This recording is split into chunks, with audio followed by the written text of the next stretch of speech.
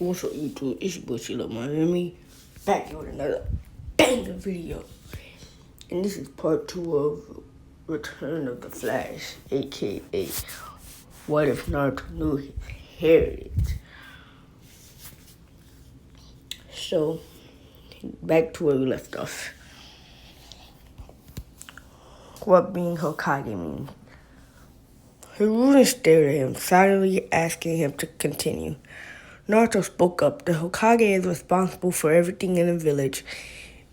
It's his responsibility to protect everyone here and to make sure they are safe and happy with their village. He tends to the finances of the village, the rules, the daily events, everything. Hold on, I'm gonna take a break real quick.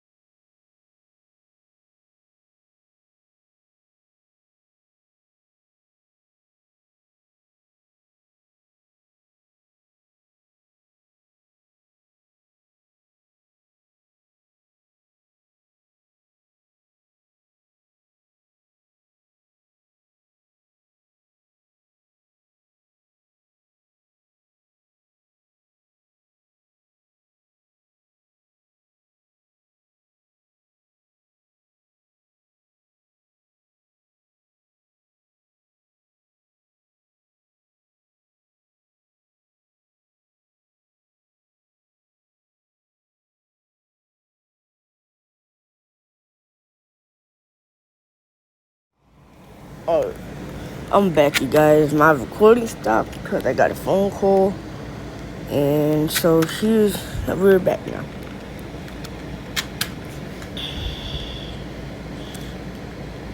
Alright, so Hiruzen was shocked at the understanding Naruto showed of the position of Hokage. He had no idea that Naruto was just perceptive and knowledgeable. Chuchi and Ayame had stopped working as well, staring at the blonde with wide eyes. Along with Hokage, it was simply unheard of a 5-year-old showing up such a deep understanding of something most people don't understand until much later in life. Hiruzi was shocked, so much that he didn't notice his jaw was hanging a bit. Such a deep perception and inside of at such a young age. He thought with wonder. Only one person has showed such understanding like this, and he too was 3 years older. Itachi Uchiha prodigies among the likes of Kakashi Hatake and Minato Namikaze.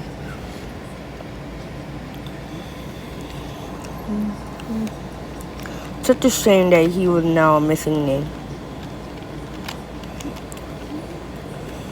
Naruto looked up at Gigi and felt a band on his hand. Gigi was looking at him with a strange expression. That is exactly what being Hokage means in Naruto. A challenging smile broke out on Naruto's face, and he declared that I will become Hokage someday, Gigi. And not just any Hokage. I will be the strongest Hokage there will be. Hiruzen chuckled, which soon turned into laughter. The father and daughter on the other side of the counter were also laughing finally.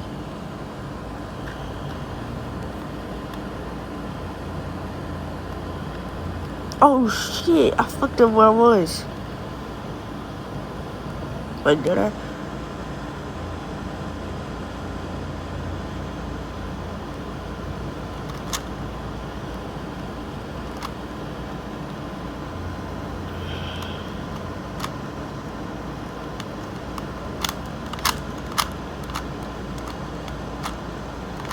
Oh no, I didn't.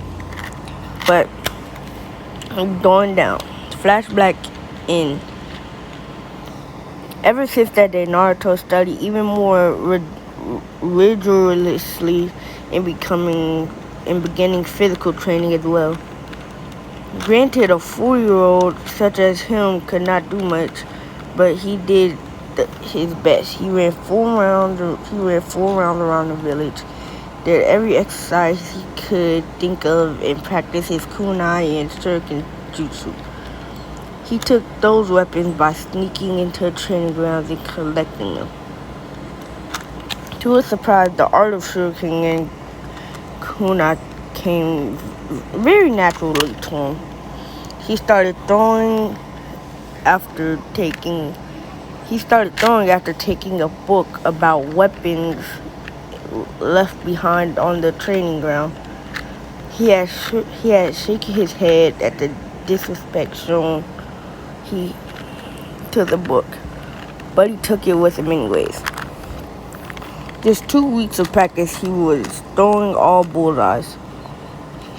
That was not the only surprising thing. He had found that he could recover very quickly from physical exhaustion and wear and tear on his muscles. He recalled that he recovered surprisingly quick after the beating from the villagers, a bloodline perhaps. He didn't dwell on it further.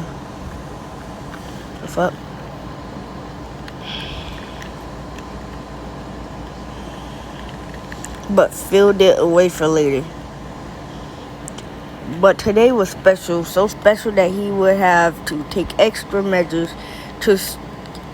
in staying safe, because today was his birthday and he was just kicked out of the orphanage. Roaming the streets, he suspected what would happen in the evening. Today was the villagers celebrated at the Kyuubi festival. The day that the young Daime defeat the Kyuubi, and the day he would be beaten within an inch of his life or hunted and possibly killed. An epiphany struck him with lightning, causing him to suddenly stop in the middle of the street. Young Daime could be defeated. Treatment of the villager, Demon Boy, Gigi, the warriors at the top of. No, he wouldn't. Naruto ran from the streets, meandering between people with the grace of seething dancer or flowing water.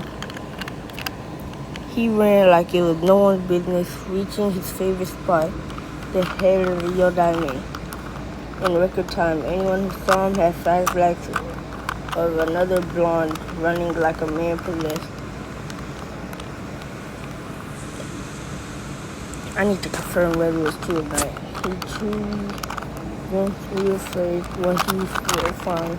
He sat down on the head of the famed Hokage in the meditative posture and reached within, or rather spoke within. Kyuubi, if you are inside of me, I want to meet you. Please. For a full 5 minutes, there was no reply. Naruto was beginning to relax with something pulled on his mind. Naruto opened his eyes to find himself in a dark corridor. Goddamn. He narrowed his eyes. Is this my mindscape? He thought in disgust as he walked forward. He kept walking for a few minutes and stopped, seeing some light at the end of the corridor. Hold on, let me get my Rubik's Cube.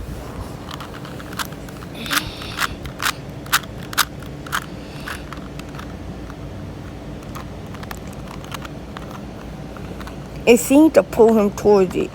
Time to find out what is at the end. With that thought, he walked again, stopping only until the end.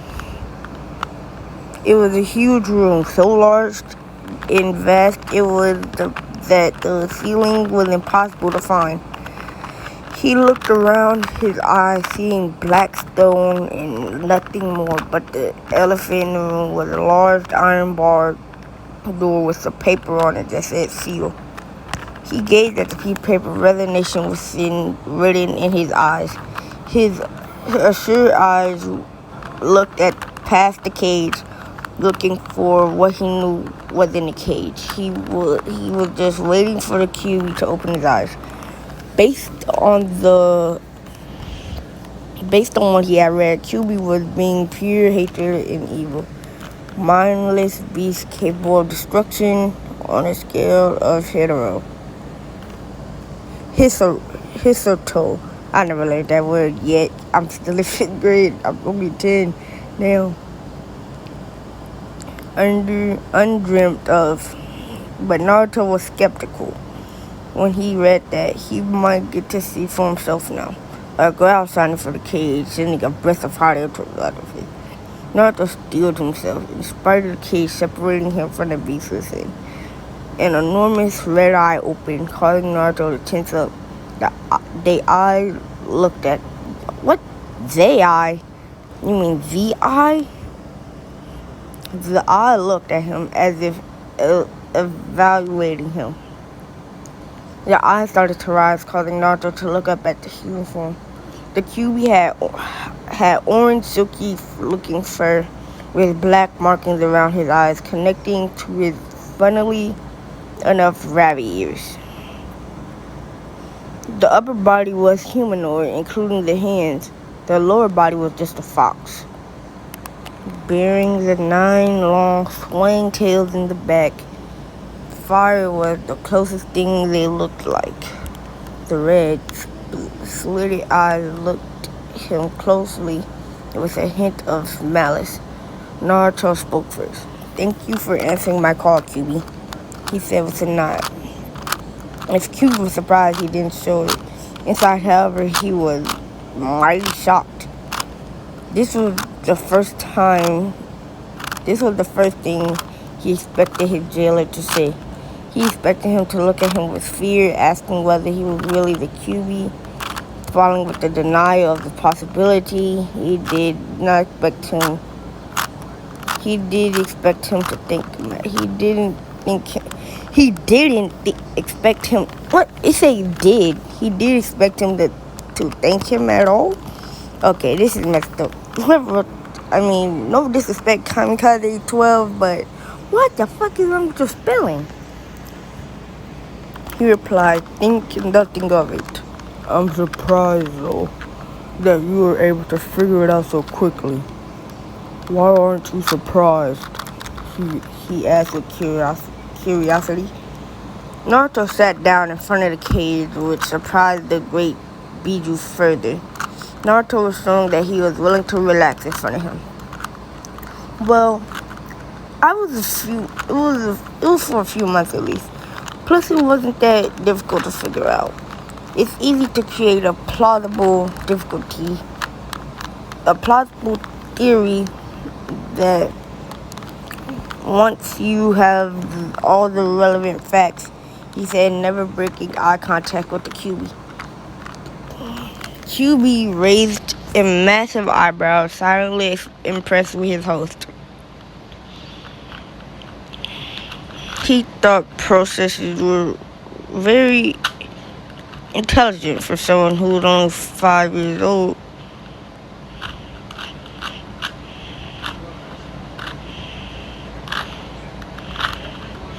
He was bold as well, bold enough to maintain eye contact with him.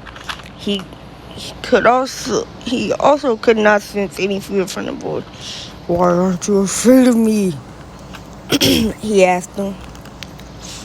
Without a moment of hesitance, Naruto answered, because you're misunderstood. This time, surprise was visible on Kiwi's face, which was quickly followed by anger. What did you say? Choose your next words very carefully, he growled out. Naruto wasted no time in answering. In all the books I have read, they describe you as being pure hatred, but that is the only one side of the understanding, isn't it? He asked with a sad smile. Before the QB could answer, Naruto continued. Humans fear what they cannot understand, and the foremost aspect of your personality is what they see as hatred. Which, while a big part of you conceals the being underneath that can feel emotions just like us. Isn't that right, QB? QB was astounded at the amount of understanding his host showed towards him.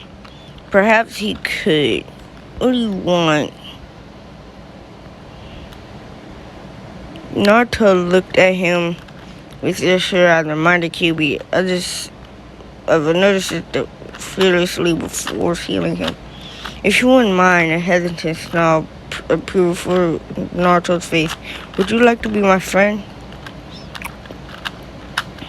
QB was truly stupefied at the request.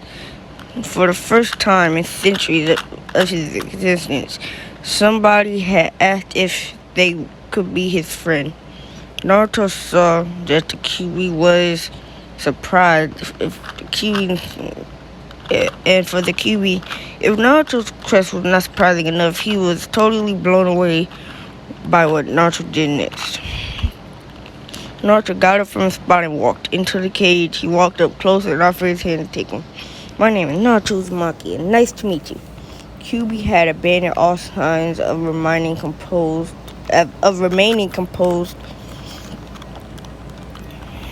and was openly gaping at Naruto. But he composed himself quickly and gave a sincere smile to Naruto.